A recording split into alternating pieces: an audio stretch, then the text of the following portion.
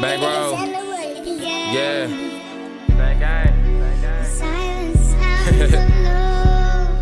Big bankroll.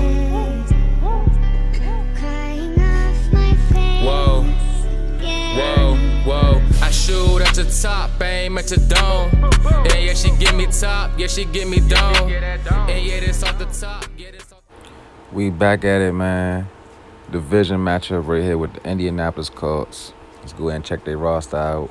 Got Spencer Rattler, man, a rookie in the same draft class as my man AR-15. We all know about Jonathan Taylor. A couple players from last season like Alex Pierce.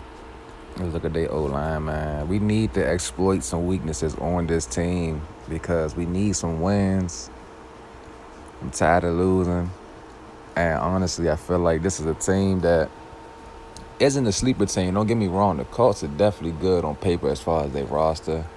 But I feel like on Madden, considering the fact that maybe Spencer Rattler isn't, you know what I'm saying, that chiseled yet, we might could take advantage of this, man. But for the most part, their team looking pretty solid and set. So let's go ahead and get straight into this matchup. Back at NRG Stadium, Coach Lovey got them Indianapolis Colts in that all blue, man. Look too sweet. You know we're going to have the battle red tops with the all-white bottoms. The battle red this season has been, so far, a curse, man. We wore them jumps when they first dropped on the update against the Tennessee Titans, and boy, we came out looking too sweet. The battle reds give us a hot start, but how we finish is completely out of our control. So Spencer Rattler, man, up against Anthony Richardson. It's going to be a hell of a game. Hopefully it's a hell of a game. Hopefully it's not a one-sided game where the Colts just run away and the Texans, we just can't do nothing, can't move the ball. Dameon Pierce last week, 116 on the ground, 2 tutties on 13 carries. You know what I'm saying? Good look on him. The 2-headed backfield is looking real nice, especially with the addition of Nwangu, making it a 3-headed backfield almost. Having those two, you know what I'm saying, a power back, a first down back, and then, you know what I'm saying, you got that speed back. We just got it all. And to open it up, man, we got Jonathan Taylor pushing for a few yards, 2nd and 7 for the Colts. That's what he's looking like from last week. 2 TDs, 94 yards on 17 carries. So we know who had the better game last week. Dameon Pierce, the Pearson back. And a huge hit by Chris Harrison. Excuse me, I don't know why I'm fumbling on words. Cool route across the middle. And you know who's the man who laid the lumber down? Harris again. I've really got Harris, you know what I'm saying, if he just develops the right as far as like getting XP and everything, he really can be a top 10 linebacker, middle linebacker at least in the league within the next 2 years. Like the way he just is all over the field, forcing fumbles, causing havoc. Oh no, and a huge injury right here with Ross Blacklock, one of our key pieces on the defensive line. Out on the injury, we'll get an update on that soon. Jonathan Taylor pushes his way for a first down to keep the sticks moving, and he has a high risk. So we're gonna let him sit the rest of this game. Hopefully, the coaching don't just accidentally throw him back out there, and he's on the field and he get more hurt, and it's a lengthy injury. And it's a pass up top, intercepted by the Texans.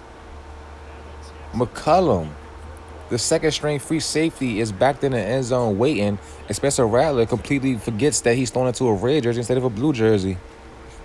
Dameon Pierce on the offensive carry picks with the first down and 2nd and 5, making it 1st and 10 on the 34-yard line. Play action, seeing AR-15 roll out right, looking for a receiver. He finds an Indianapolis Colt. And it's Von Bell, the superstar, who gets the INT. So I guess both of these rookie QBs are just seeing, they're colorblind. They're seeing opposite colors, apparently, with a first down pickup for the Colts right here, entering the red zone. Oh, he's breaking tackles, man, and it takes Pickens to come up there and tackle the recipient. Indianapolis Colts are right here on the goal line with a stuff crush right there by Christian Harrison coming through the middle, laying down the wood. 3rd and goal. Rattler looks for the final defender, but it's Christian Harrison who was having a hell of an opening game.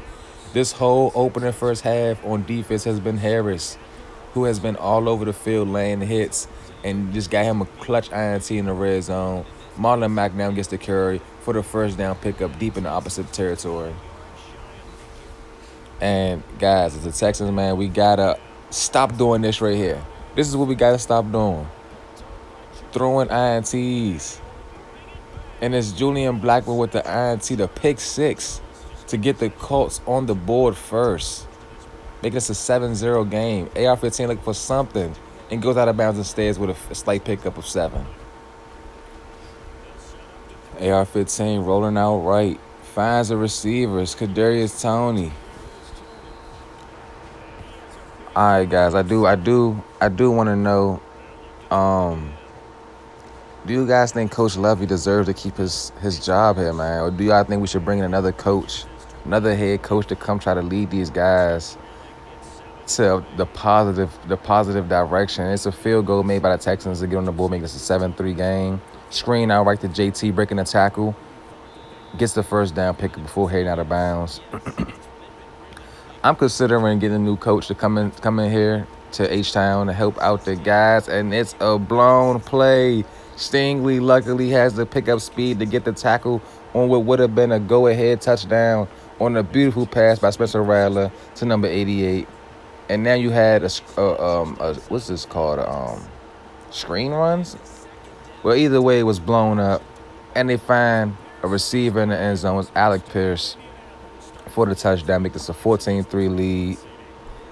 The ball is thrown up top, and it's incomplete. Pass intended for, I believe that was Toney. Pass out left to Nico Collins, who was wide open. And we got to just move this ball, man. We got to get in the end zone before the half. If we get points on the board before the half, and it's overthrown, pass intended for Kadarius Toney, that would have been a go-ahead touchdown right there, man. Dropping back, looking for something.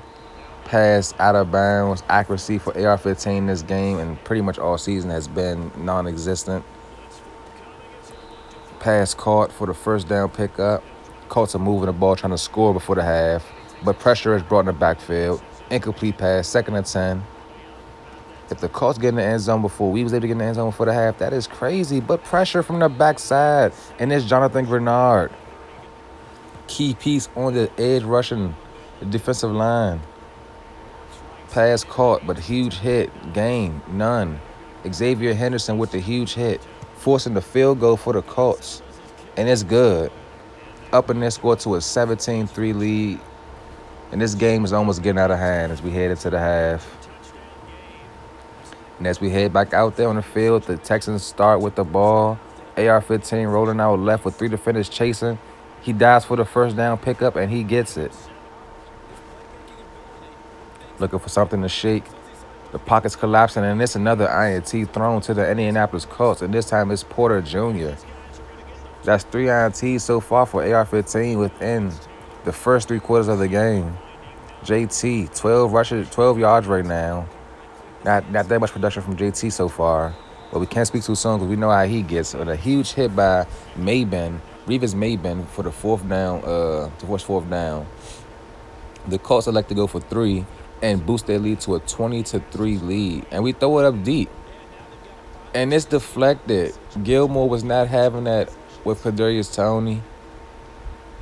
AR-15 is just looking for something, praying for somebody to get open, and he just heaves it up top, and it's incomplete. Play action.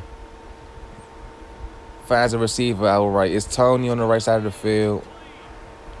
And the Texans are looking to move this ball, man, to get at least some real points on the board before this game can just be considered to be a dub, man, for the Colts. And every pass that he's throwing upfield is just incomplete. 4th and 10. We get the slant route for my man Denzel Mims, and it's a first down pickup. The receivers, I'm not sure. This Mims again with another first down pickup.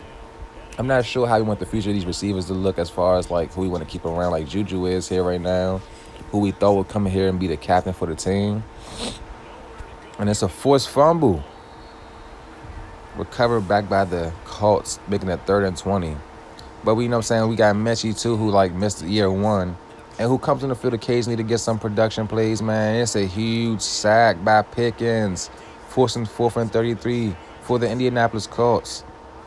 And it's a punt. But we also got Toney, who I really know is going to be here for long term. I fuck with Toney like heavy.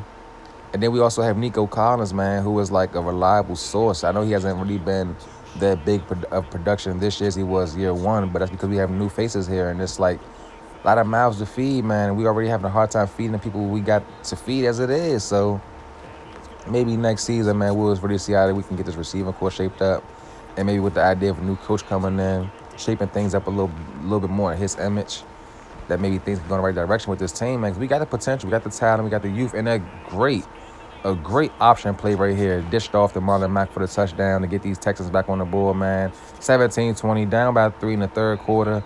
And the comeback is possibly real. While I was over there rambling, the comeback is possibly real, guys. Oh, no, and bad angle. And a broken tackle. And the Colts are just trying to find their way into the end zone once again to get the go-ahead touchdown to pretty much almost put this game under bed. And it's a clean route and a clean play finished inside the end zone for the Indianapolis Colts, making us a 27-17 lead, 10-point lead for the Colts, and the ball thrown deep, and it's caught by Juju Smith-Schuster. As we see the 3rd and 10 right here after a few plays of not moving the ball, we get it to Nico Collins for a 1st and goal on a beautiful possession catch. In the end zone, we have Juju just sitting right there like, hey, pass me the ball, and he gets it, making this a 3-point game. Brock, oh, my gosh, great protection by the Colts. Good blocks, man. Good way to find somebody and put a body on them. Can't even get mad at that one. Spencer Rattler looking for something to get open, just sit in the pocket all day, and the pocket collapses and it forces an incomplete pass. This is what we need right here. We need pressure, consistent pressure. Pickens dropping the coverage and almost got there. Huge hit by Maben. Fumble calls and recovered by McCullum. McCullum, who is just out here showing that he deserves to stay on this roster, even if it is as a depth piece. Snags the INT today early in the game and then is there in the right spot at the right time to get the fumble recovery. And guys, this is a ball game, guys. If we keep the ball secure and not throw it to anybody in a blue jersey, we got a chance to actually win this as we find Kadarius Toney right there on the left side of the field. And we give it to Damian Pierce, who's running for a 1st down pickup and more. This is the chance right here, man. Throw it short, find somebody easy. We got John Mechie right there. And this year, he has been a good target. As we give it to Marlon Mack, who has been a reliable source when it comes to this part of the field. As we give it back to him again, and he easily takes it into the end zone, giving the Texans their first lead of the night, of the day. 27-31. If we get a turnover right here, the Texans pretty much have this game in the bag. But if the Colts and Spencer Rattler keep moving this ball how they've been shown that they can do, pocket collapsing, and it's a throwaway, but it's a flag thrown in the backfield. And what is it going to be? It's holding. Offense. Huge penalty to set the Colts back to 2nd and 15. They find an open man on the right side of the field for 3rd and 8. 34 seconds on the clock. Can the Texans hold off to get this win? Pressure applied, and it's a pick. Revis Maben in the right place at the right time, taking it all the way. The 5. Touchdown. And the Indianapolis Colts just pulled a come from behind victory, being down 17-3, and just climbed their way back up the ladder. Defense truly kept them in this game. I mean, offensively, we did get the ball up the field in order to score, and that would be all for this game. As we see it, 27-38, the Houston Texans will take this win. And there's a pity catch right there for the Colts. Just pass Spencer Rattler's step, make them look a little better than AR-15. And boy, they beat us in the passing game. Spencer Rattler had the better game over AR-15 in that category, but we beat them in the rushing game. And they have Jonathan Taylor, so that just goes to show that. Let's check these stats out right here, man. Great team win. Was not expecting for us to come back how we did, but man, if you just hang in the game and just keep fighting to the very last whistle, you never know what the outcome could be. And for us, fortunately, we got the dub, a much-needed dub in the division. And Gotta just keep this momentum going, man. If we could pull comeback wins like that against an okay team like the Colts, man, like the division, the AFC South isn't all that. But when you really look at the Colts team, the Colts is a very dangerous team. The Titans potentially can be considered as a very dangerous team. I mean, when you don't just rely on Derrick Henry and get other guys going, then that's when they become dangerous because you still got to worry about Derrick Henry as well.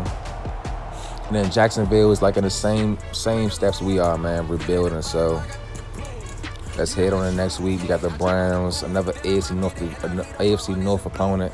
You know what the Steelers did to us, man. So I can only imagine what Chubb and Myles Garrett and them boys are going to do. Let's look at these leaders right here. Man. And we're going to take a look at the standings of the NFL, man. AFC North, AFC South. It's crunchy, man. We got it. It's crunchy. If Coach Levy wants to keep his job, man, he better try to find a way to pull us into at least top 2 of this division, man. It's winnable. We have to win games in order to achieve that right there, man. The AFC East is pretty tight as well. AFC West is pretty tight as well. Nobody's safe. Nobody's guaranteed.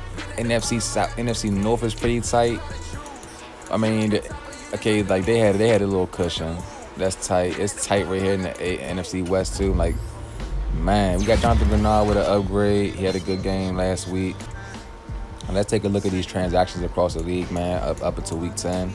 Anybody that got re-signed, I want to keep you guys engaged and involved with league things. You know what I'm saying? So you guys can know like who's doing what behind the scenes. Not just focus on the Texans. Like, yeah, it's a Texans franchise, but to know what's going on around the league also keeps you more involved. Like, it's a realistic thing. So a lot of good players are getting a contract. I see a couple QBs, running backs, and rookies getting contracts early, man. So it's a good thing to see when people are keeping their players, because that way it just keeps the bump. The free agency market might not be as huge as it was when Madden first dropped before they patched everything, but that's fine with me because this is the year I will be diving heavy into free agency to try to get some key names and key players to come help out this team. And it's best for every team in the league to re-sign their best players, because if not, they probably will be a Houston Texan. Who knows, because the interest may not be there. Let's look and see who was traded this season. Jalen Hurts to the Vikings? I mean, they did draft the QB. I think it was Bryce Young or C.J. Stroud, one of the two. Nah, I think C.J. Stroud is with the Bucs. I'm not sure. I'll have to check that. But that's crazy. And we'll catch y'all next episode. Got the Browns this week, 7-2. Crazy game. Paper route to the money, that's the only way I go. Cause being broke, it ain't funny. Trust me, boy, yeah, I know. That's one reason I won't go.